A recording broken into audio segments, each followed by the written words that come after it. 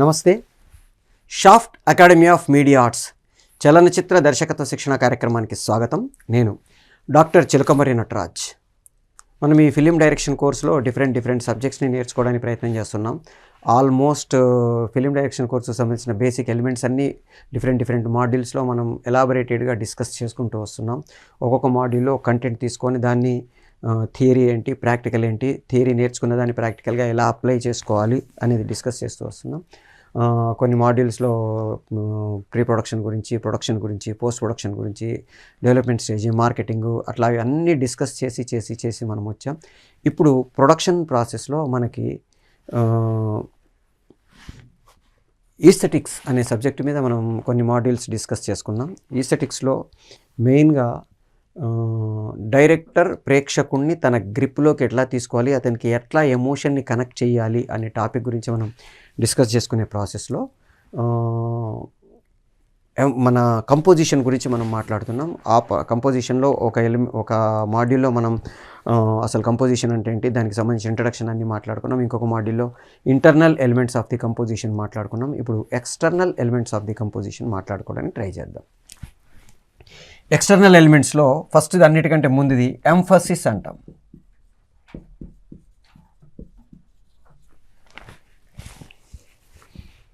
Priority, giving priority to the object, making focus on particular object.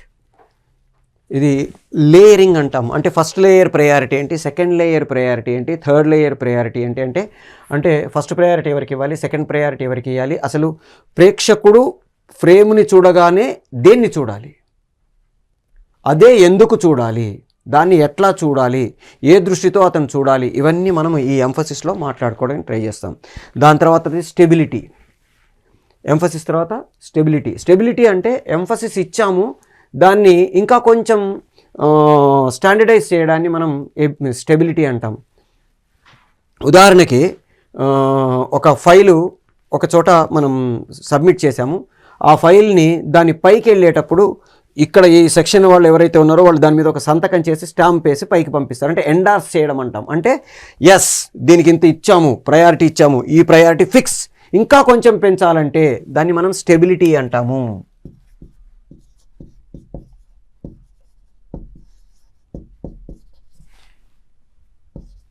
నెక్స్ట్ది moment. మనము already cinematography వాటి గురించి discuss చేసుకున్నప్పుడు camera moment గురించి మాట్లాడుకున్నాము. ఆ టైంలో మనము ఆ మాడ్యూల్లో మూమెంట్ ఆఫ్ ది క్యారెక్టర్ గురించి మనము will discuss in the aesthetic subject అని ఒక మాట కూడా అనుకున్నాం. ఆ మాడ్యూల్లో డిస్కస్ చేసుకునే ప్రాసెస్లో ఈ మూమెంట్ అనేది క్యారెక్టర్ మూమెంట్ గురించి మనం తర్వాత మాట్లాడుకుంటాము. ఇంపార్టెన్స్ ఆఫ్ ది మూమెంట్ ఏంటి, ఆ మూమెంట్ ఎట్లా ఉండాలి, మూమెంట్లో రకాలు ఏంటి, మూమెంట్ తీసుకోవడం వల్ల ఏంటి, మూమెంటు పాజు, తర్వాత movement camera, movement actor, movement తర్వాత రియాక్షన్స్, వీటన్నిటికి సంబంధించిన ఒక్కొక్క దానికి సంబంధించిన రిలేషన్షిప్స్ ఏంటి, ఇవన్నీ మనము ఇక్కడ మాట్లాడుకోవడానికి ట్రై చేస్తాం. Last but not the least sequence. ఈ నాలుగుని మనం ఎక్స్టర్నల్ ఎలిమెంట్స్ అంటాం. ఈ నాలుగు కనబడతాయి మనకి ప్రేక్షకుడికి. ఓహో, ఇది చేశాడు, ఇది ఇలా చేశాడు కాబట్టి నేను దీన్ని ఫీల్ అవుతున్నాను అనే ఫీలింగ్ కలిగేటట్టుగా ఇవి ఉంటాయి. కాబట్టి ఈ నాలుగు మనం external elements of the composition అంటాము. ఇప్పుడు వీటి గురించి ఒక్కొక్క దాని గురించి మనం మాట్లాడుకోవడానికి ట్రై చేద్దాం. ఫస్ట్ది ఎంఫసిస్ అన్నాం. అంటే ఫ్రేమ్ చూడగానే ఈ ఫ్రేమ్లో ప్రేక్షకుడు ఫస్ట్ దేన్ని చూడాలి, దాన్నే ఎందుకు చూడాలి, దాన్ని ఎలా చూడాలి, ఏం చూడాలి, ఎందుకు చూడాలి, ఎలా చూడాలి, వాట్, వై, హౌ. ఏం చూడాలి, ఎందుకు చూడాలి, ఎలా చూడాలి. ఏం చూడాలి అంటే నేను ఈ ఫ్రేమ్లో చేసే కంపోజిషన్ను బట్టి ప్రేక్షకుడి దృష్టి ఎక్కడికి పడాలి. ఇప్పుడు మనం ఇంకొక మాడ్యూల్లో మనం డిస్కస్ చేసుకునేటప్పుడు ఒక డాట్ పెట్టాను. వైట్ పేపర్లో ఒక డాట్ ఉంది, ప్రేక్షకుడు దీన్నే చూస్తాడు. మొత్తం డాట్స్ ఉన్నాయనుకోండి, పేపర్ నిండా డాట్స్ ఉన్నాయి,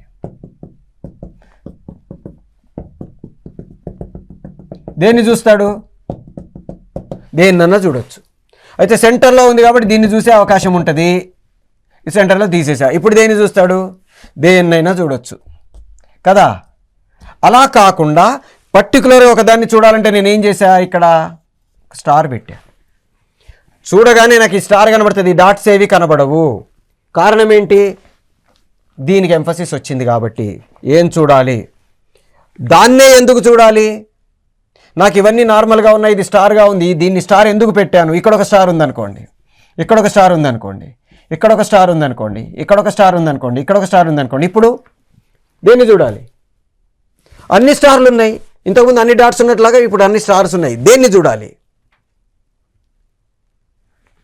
ఇప్పుడు నేనేం చేశా, ఈ స్టార్కి ఒక తోక పెట్టా. చూడగానే ఫస్ట్ దీన్ని చూస్తాడు. ఎందుకు దీన్నే చూశాడు, తోకుంది కాబట్టి, దానికి ప్రయారిటీ ఇచ్చాం కాబట్టి. దీన్ని ఎలా చూడాలి, ఓ ఇది తోక చుక్క అని చూడాలా, అమ్మో తోక చుక్క అని చూడాలా, ఈ తోక చుక్క వీటన్నిటిని కొడుతుంది అన్నట్టు చూడాలా, వీటన్నిటిని డామినేట్ చేస్తున్నట్టు చూడాలా, ఎలా చూడాలి, ఈ ప్రశ్నలన్నీ మనం ఎంఫసిస్ కంప్లీట్ అయిపోయేసరికి మీకు అర్థమవుతాయి. రైట్, ఇప్పుడు టైప్స్ ఆఫ్ ఎంఫసిస్, ఆ ఎంఫసిస్ ఎట్లా క్రియేట్ చేసుకుంటాము, ఏం చేసుకుంటాము మాట్లాడుకుందాం. First, emphasis by height. ఒక ఫ్రేమ్లో మనం కంపోజ్ చేసినప్పుడు అన్నిటికంటే ఎత్తులో ఉన్న దాన్ని ప్రేక్షకుడు చూడడానికి ట్రై చేస్తాడు.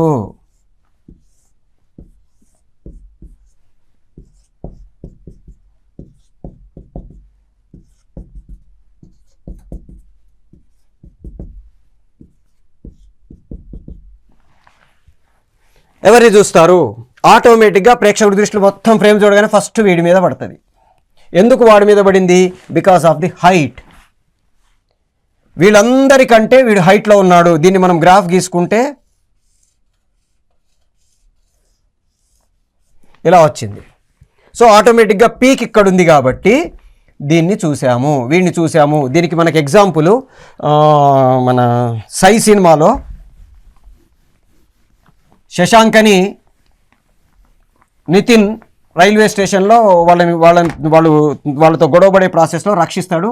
రక్షించిన తర్వాత అందరూ గోల్కొండ ఫోర్ట్ దగ్గర సమావేశం అవుతారు. ఆ సమావేశంలో మనకి చాలామంది చాలా ప్లేసులలో ఉంటాడు. ఇక్కడ నితిన్ ఉంటాడు, ఇక్కడ శశాంక్ ఉంటాడు, ఇక్కడ అమ్మాయి ఉంటుంది, ఇక్కడ ఇంకొకళ్ళు ఉంటారు, ఇక్కడ ఇంకోళ్ళు ఉంటారు, ఇంకోళ్ళు ఉంటారు, ఇంకోళ్ళు ఉంటారు, ఇంకోళ్ళు ఉంటారు, మొత్తం ఉంటారు.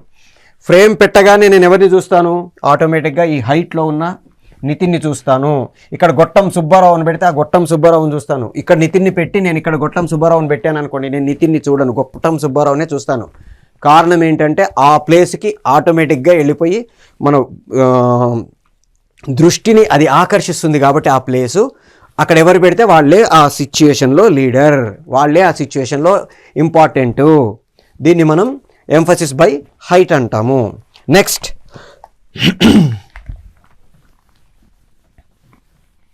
Emphasis by contrast.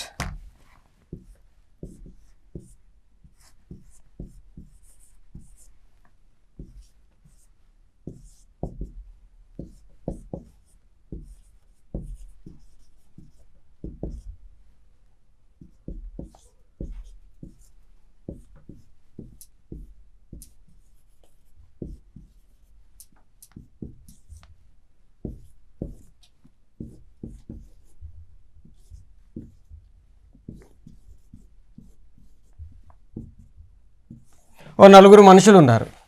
నలుగురిలో నేను ఎవరిని చూస్తున్నాను, ఎవరినైనా చూడొచ్చు. ఇప్పుడు నేను ఒకళ్ళని చూడాలి అని డిసైడ్ చేసుకున్నాను అనుకోండి, ఇప్పుడు ఎవరిని చూస్తాము, ఆటోమేటిక్గా మిగతా వాళ్ళందరూ వైట్ షర్ట్లు వేసుకున్నాడు, వీడొక్కడు వేరే షర్ట్ వేసుకున్నాడు, వీడిని చూస్తాను. సో ఆటోమేటిక్గా మిగతా వాళ్ళందరికీ కాంట్రాస్ట్గా ఎవరున్నారో వాళ్ళని చూస్తాను. ఇప్పుడు అందరూ ఇదే షర్ట్లు వేసుకున్నారు, మరి ఇప్పుడు ఎవరిని చూస్తాము,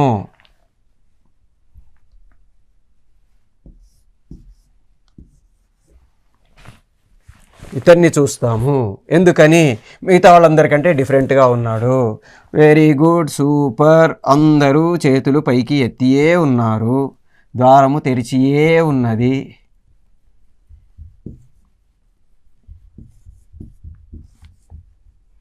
ఇప్పుడు ఎవరిని చూస్తాం,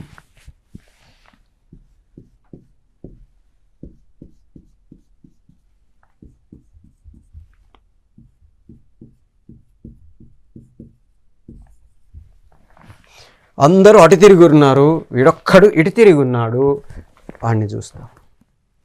వాడు కూడా అటే తిరిగి ఉన్నాడు, ఇప్పుడు ఎవరిని చూస్తాం?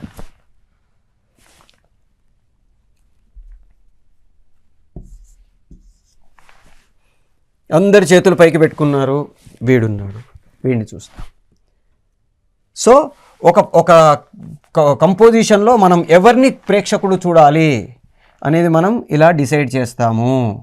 అట్లాగే బై యూజింగ్ కలర్, అందరూ ఒక కలర్ వేసుకున్నారు, వీడొక్కడు ఇంకో కలర్ వేసుకున్నాడు అనుకుందాం.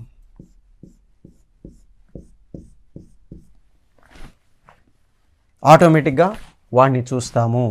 సో ఒక క్యారెక్టర్కి ఎంఫసిస్ ఇవ్వాలనుకున్నప్పుడు మనకి సినిమాలలో డాన్స్ చేసేటప్పుడు మీరు చూస్తే మొత్తం బ్యాచ్ అంతా ఒక కలర్ వేసుకుంటే మధ్యలో ఉండే హీరో హీరోయిన్లు వేరే కలర్ వేసుకుంటారు. సో అట్లా మనం ఎంఫసిస్ బై కాంట్రాస్ట్ అంటాం. Next triangular emphasis.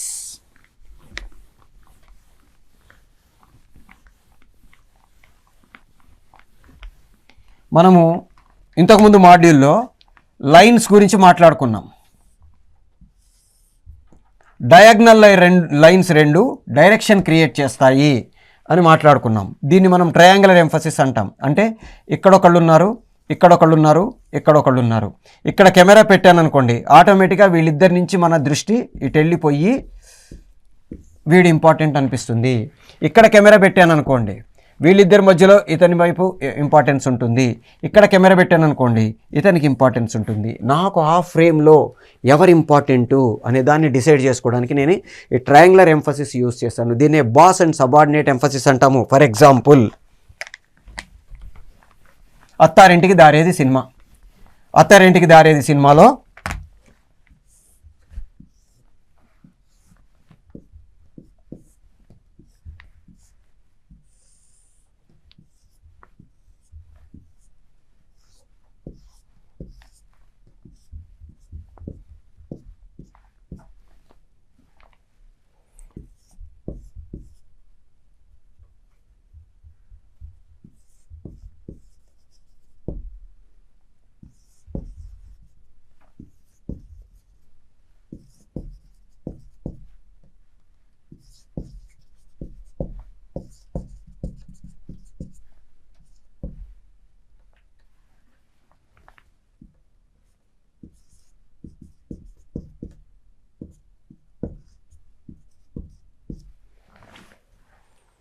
ఇక్కడ కెమెరా పెట్టాము, ఇక్కడ బొమ్మని రాణి గారు కూర్చొని ఉన్నారు. ఆటోమేటిక్గా మనకి వీళ్ళందరికంటే ఇతని ఇంపార్టెంటు అని ఒక ఫీలింగ్ కలిగింది. ఎందుకు కలిగింది?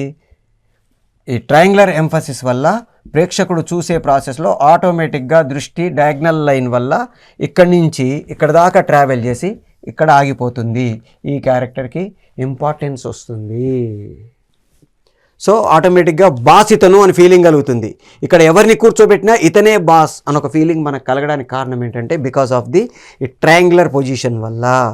సో దీన్ని మనం బాస్ అండ్ సబార్డినేట్ ఎంఫసిస్ లేదా ట్రయాంగులర్ ఎంఫసిస్ అని పిలుస్తాము. Next emphasis by position.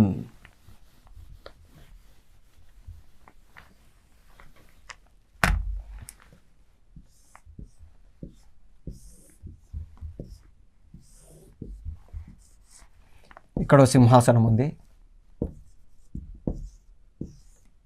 ఈ సింహాసనం మీద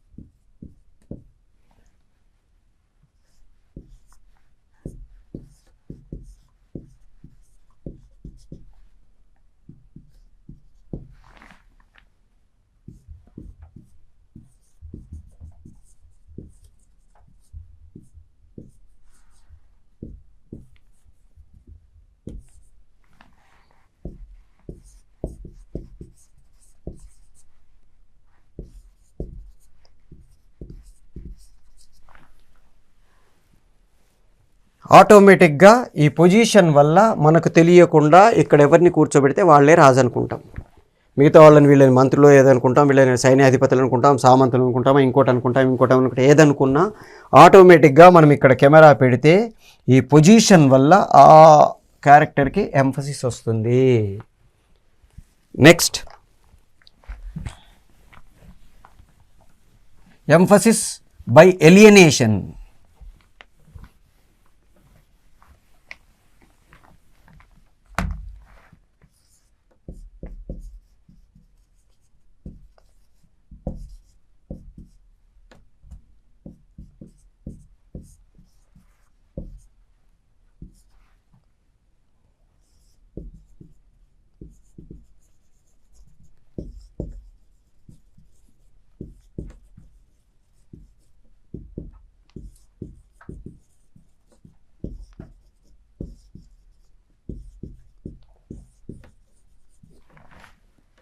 ఇక్కడ ఒకళ్ళు ఉన్నారు, ఇక్కడ చాలామంది ఉన్నారు.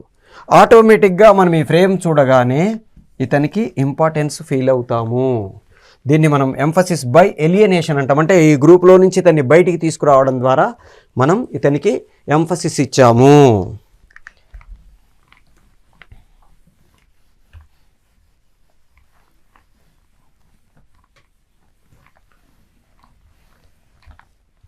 Emphasis by place.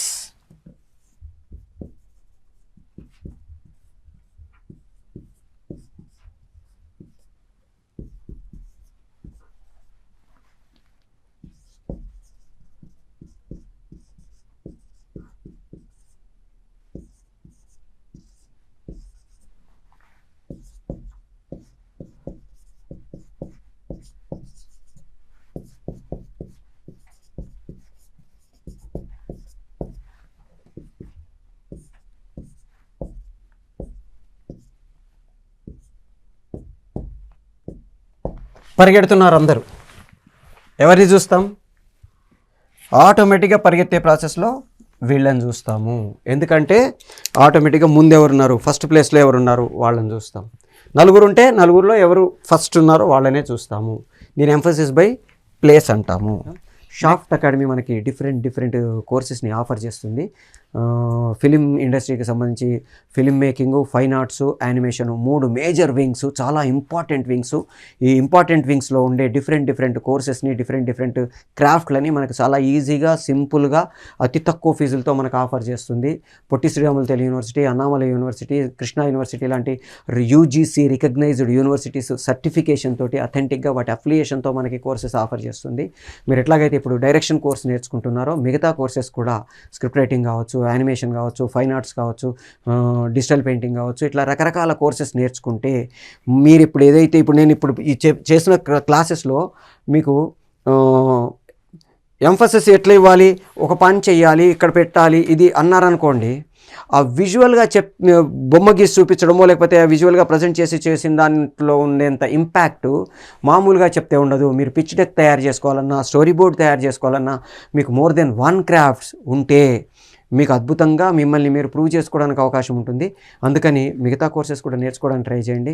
ఒక మంచి మల్టిపుల్ టెక్నికల్ ఆస్పెక్ట్స్ ఉన్న ఒక క్రాఫ్ట్మెన్గా ఇండస్ట్రీకి పరిచయం అయితే మిమ్మల్ని మీరు ప్రూవ్ చేసుకోవడానికి తక్కువ టైం పడుతుంది, ఎక్కువ అవకాశం ఉంటుంది. అలా ప్రయత్నం చేయండి. All the best.